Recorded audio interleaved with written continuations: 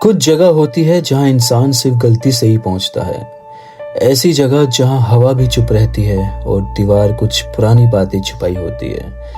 कहते हैं जब कोई अनजानी रूह शांत हो तो उसे छेड़ना नहीं चाहिए, वरना वो सिर्फ दिखाई नहीं देती, साथ चलने लगती है। ये कहानी है एक ऐसे ही लड़के की जो पढ़ाई के लिए घर से निकला था, पर उस जगह पहुंच गया जहां कुछ और ही उसका इंतजार कर रहा था। कुछ दरवाजे ताले से नहीं नियत से बंद होती है, और कुछ चीजें ऐसी दफन होती है जिन्हें हम दोबारा ना जगाए। कभी कभी हम अनजाने में वहीं कदम रख देते हैं जहां मौत की दस्तक होती है। दोस्तों, लाखों बच्चे अपने सपने लेकर आईआईटी की तैयारी करने के लिए कोटा राजस्थान जाते हैं, लेकिन उन्हें नहीं पता होता कि वो जो उनके सपने होते हैं वो डरावने बन जाते हैं। तो दोस्तों, मैं हूं धीराज सिंह और आप देख रहे हैं द आवाज रूम। आज की कहानी हमारी इसी के ऊपर है, जो एक स्टूडेंट अपनी पढ़ाई करने के लिए कोटा गया हुआ था। तो ये जो कहानी है ये एक स्टूडेंट की है जो कि जोधपुर राजस्थान का था। सुमित नाम इसका रख लेते हैं, क्योंकि दोस्तों नाम मैं रिवील नहीं कर सकता क्योंकि ये रियल इंसिडेंट है। तो जो सुमित होता है वो मेडिकल के एंट्रेंस क्लियर करने के लिए पहले जोधपुर में ही कोचिंग लेता है, लेकिन उसको वहाँ इतने अच्छे रिजल्ट नहीं मिलते हैं, तो वो आगे अपने अच्छे रिजल्ट के लिए कोटा चला जाता है। कोटा आने के बाद सुमित एक अच्छा सा कोचिंग सेंटर में अपना एडमिशन ले लेता है और उसके नियर बाई जो पीजी वगैरह मिलते हैं उसको उसमें शिफ्ट हो जाता है। वो शिफ्ट करने के बाद सुमित की क्लासेस वगैरह स्टार्ट हो जाती है, तो उसका डेली रूटीन बन जाता है अपना कोचिंग से पीजी, पीजी से कोचिंग, और इसी दरमियान उसके कुछ फ्रेंड्स वगैरह भी बन जाते हैं। कुछ कोचिंग के दोस्त होते हैं और कुछ पीजी के होते हैं। तो जो पीजी में उसका रूममेट होता है उसका नाम विकास होता है, और उसके साथ में ही एक रूम होता है जिसमें दो स्टूडेंट्स और होते हैं, लेकिन वो अलग कोचिंग सेंटर के होते हैं। लेकिन चारों की बहुत अच्छी दोस्ती बन जाती है। यहाँ जो सुमित होता है ये इतना दारू वगैरह नहीं पीता था, लेकिन जो बाकी इसके तीन दोस्त थे वो सब थोड़ा पीते खाते थे, लेकिन इनके साथ रह रह के अपना ये भी पीना खाना सीख गया था उनके। फिर जैसे सैटरडे नाइट वगैरह आती थी तो संडे को जैसे ऑफ होता था सारे बच्चों का, उसके बाद ये लोग हर सैटरडे नाइट को अपना जैसे कभी दारू पार्टी रख ली, कभी पिक्चर चले गए, मतलब घूमना फिरना लगा रखता था। लेकिन ज्यादातर ये लोग दारू वगैरह पीते थे हर सैटरडे नाइट को।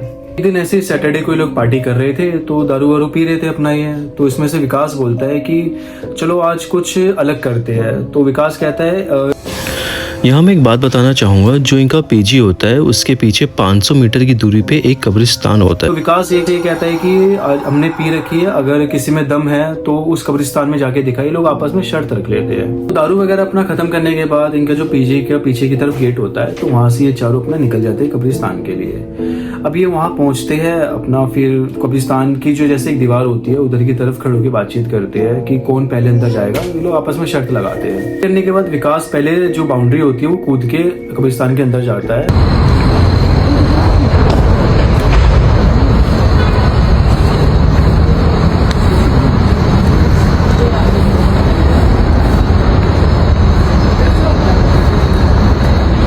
उसके बाद वो थोड़ा सा घूम के चक्कर वक्कर लगा के आ जाता है। फिर एक एक करके बाकी के दो दोस्त भी चले जाते हैं इसके, लेकिन सुमित नहीं जाता। सुमित को शायद थोड़ा ज्यादा हैंगओवर हो जाता है, तो सुमित वहीं पे जो कब्रिस्तान की दीवार होती है वहीं पे वो टॉयलेट कर देता है। तीनों दोस्त आते हैं, फिर सुमित को बोलते हैं क्या यार तू बिल्कुल नहीं गया अंदर, तू मतलब तुझे कोई वो नहीं है, तू फट्टू है, तू ये है वो। उसको थोड़ा मतलब वो लोग प्रोवोक करने लगते हैं, लेकिन सुमित मना कर देता है। शायद सुमित को थोड़ा ज्यादा चढ़ जाती है दारू।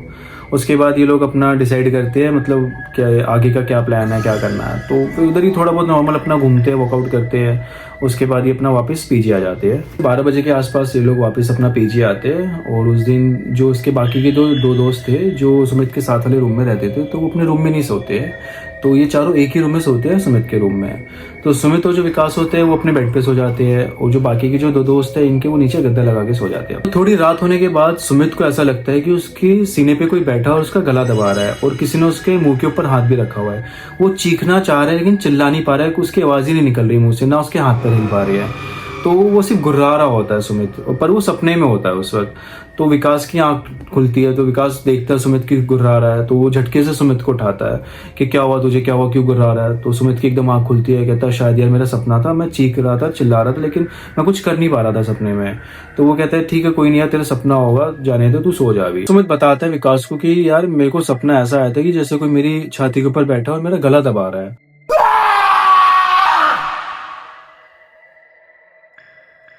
तो और मैं चीखना चिल्लाना चाह रहा हूँ लेकिन मेरे मुंह से आवाज ही नहीं निकल रही है।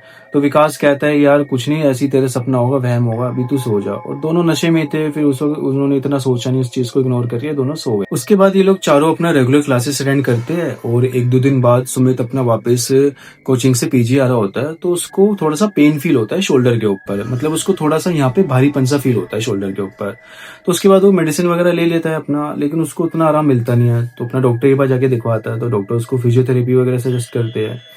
तो ऐसे ही 2-4 दिन और निकल जाते हैं लेकिन सुमित को दवाइयों से कुछ भी आराम नहीं होता और डे बाय डे उसको जो यहाँ पे थोड़ा सा और ज्यादा हैवीनेस फील होने लगता है।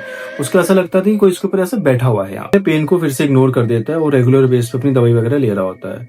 उसके बाद फिर से सैटरडे आता है तो इन चारों का फिर से प्लान बनता है दारू पीने का। तो ये लोग अपना वही 8-9 बजे के अराउंड अपना दारू पीने के लिए बैठते हैं। तो इनकी पीजी की लाइट चली जाती है। तो उसके बाद इसके सुमित के रूम में टॉर्च होता है तो लोग टॉर्च जला के अपना दारू पीना कंटिन्यू कर लेते। रूम में क्या होता है, पूरा अंधेरा होता है। तो विकास के नोटिस करता है कि सुमित के ऊपर कोई परछाई सी बैठी हुई है, जैसे उसके कंधे पे चढ़ के कोई बैठा हुआ है। उसको एक ऐसी झलक सी लगती है लेकिन वो उस चीज से थोड़ा डर तो जाता है, लेकिन उसको थोड़ा मतलब यकीन नहीं होता कि मैंने क्या देख लिया, तो उस चीज को इग्नोर कर देता है विकास। उसके बाद सुमित थोड़ी और दारू पीता है और पीने के बाद वो खड़ा होता है और दरवाजे के पीछे चला जाता है। दरवाजे के पीछे एक दीवार होती है, उस दीवार पे जाके सुमित अपना दीवार पे सर मारने लगता है। तो 2-3 बारी वो मारता है तो विकास और वो उठते हैं। वो कहते हैं अरे क्या कर रहा है तू, ये क्यों कर रहा है ऐसे। तो जो उसका दोस्त होता है विकास का दूसरा, वो बोलता है क्यों मजाक कर रहा है सुमित, हम ही मिले तुझे डराने के लिए। ये वो मतलब इनको थोड़ा यकीन सा नहीं होता कि ऐसा, उन्हें लगता है ड्रामे कर रहा है। लेकिन सुमित एकदम से पीछे पलटता है और सुमित के हाथ में टॉर्च होता है, वो खींच के विकास के सर पे मारता है। उसके बाद रूम में एकदम से अंधेरा हो जाता है। अब पूरे रूम में अंधेरा है और सुमित दरवाजे के पीछे खड़ा होता है, बाकी जो 3 दोस्त होते हैं वो आगे की तरफ होते हैं और जो दरवाजा रहता है वो लॉक रहता है अंदर से। ये लोग अपना मतलब पीने से पहले अपना बंद कर लेते हैं दरवाजा। अब पूरे रूम में अंधेरा है और सुमित की आवाज आ रही है रोने की अब, और जो आवाज आ रही है वो लड़की की फॉर्म में आवाज आ रही है, लड़की जैसे लड़की कोई रो रही हो।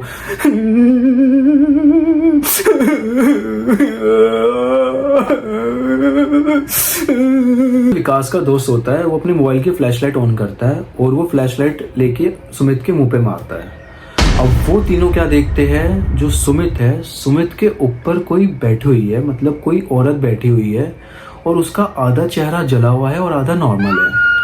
अब ये देख के तीनों एकदम घबरा जाते हैं और जो सुमित का जो फेस होता है उस पे जैसे किसी ने नाखूनों से निशान मार दिए, खरोच मार दिए। उसके यहाँ से हल्का ब्लड आ रहा है, हल्का यहाँ से ब्लड आ रहा है और उन तीनों को वो दिख रही है। पहले तो विकास को दिख रही थी, अब ये तीनों को दिख रही है। वो बहुत जोर से तीनों चिल्लाते हैं, जोर जोर से। तीनों की एक साथ चीख निकलती है और तीनों बहुत जोर से चिल्लाते हैं। अब जो चीखने चिल्लाने की आवाज सुन के जो बाकी की जो पीजी के स्टूडेंट है वो सारे आते हैं और गेट पीटते हैं। उसके बाद ये तीनों जैसे तैसे करके गेट खोलते हैं और रूम की से बाहर भागते हैं। उसके बाद जो सुमित होता है अपने दोस्तों के पीछे भागता है और भाग के डायरेक्ट फर्स्ट फ्लोर से छलांग मार देता है। हालांकि उसको चोट भी आती है लेकिन उसके बाद भी जो पीजी का जो पीछे का गेट होता है वो वहां से सीधा भाग जाता है। उसके बाद जो विकास और जो उसके बाकी दोस्त होते हैं वो सोचते हैं कहाँ भाग गया। तो विकास को थोड़ा मतलब याद आता है कि कहीं ये उस कब्रिस्तान की तरफ तो नहीं भागा, क्योंकि उसके बाद से जब से आया कि थोड़ा सा नॉर्मल बिहेव कर रहा है। तो इसके बाकी के जो दोस्त होते हैं, जो पीजी वाले होते हैं, वो सारे कब्रिस्तान की तरफ जाते हैं उसको ढूंढने के लिए। बाकी के दोस्त जो होते हैं वो सारे के सारे कब्रिस्तान की तरफ जाते हैं और वो देखते हैं सुमित वहां खड़ा है और वो एकदम से दीवार चढ़ जाता है और चढ़ के कब्रिस्तान के अंदर कूद जाता है। उसके बाद विकास कब्रिस्तान की दीवार के ऊपर जैसे तैसे चढ़ता है और वो क्या देखता है, सुमित जो है वो एक कब्र के ऊपर बैठ के अपना सर फोड़ रहा था। उसके बाद विकास और उसके दोस्त कब्रिस्तान के अंदर कूदते और सुमित को पकड़ते हैं, लेकिन वो उनके कंट्रोल में नहीं आता। तो ये देख के बाकी जो स्टूडेंट्स होते हैं ये भी कब्रिस्तान के अंदर आते हैं और सुमित को पकड़ते हैं, लेकिन उस वक्त भी वो इतना कंट्रोल रहता है जैसे वो पजेस हो चुका है पूरा। उसके बाद वो लोग किसी तरह से पीजी की तरफ लेके जाते हैं। उसके बाद सारे जो स्टूडेंट्स होते हैं सुमित को लेके एक रूम में बंद कर देते हैं और बाहर से लॉक लगा देते हैं। उसके बाद जो पीजी के जो ओनर होते हैं वो सुमित के मम्मी पापा को फोन करते हैं और सारी चीजें बताते हैं कि ऐसे ऐसे थोड़ा सीन हो गया सुमित के साथ, तबीयत खराब हो रही है इसकी। तो सुबह तक इसके मम्मी पापा भी आ जाते हैं। फिर वो रूम का लॉक खोलते हैं। अब देखते हैं सुमित एकदम बेहोश पड़ा है और उसके काफी खून आ रहा था और काफी जगह उसको चोट लगी हुई थी।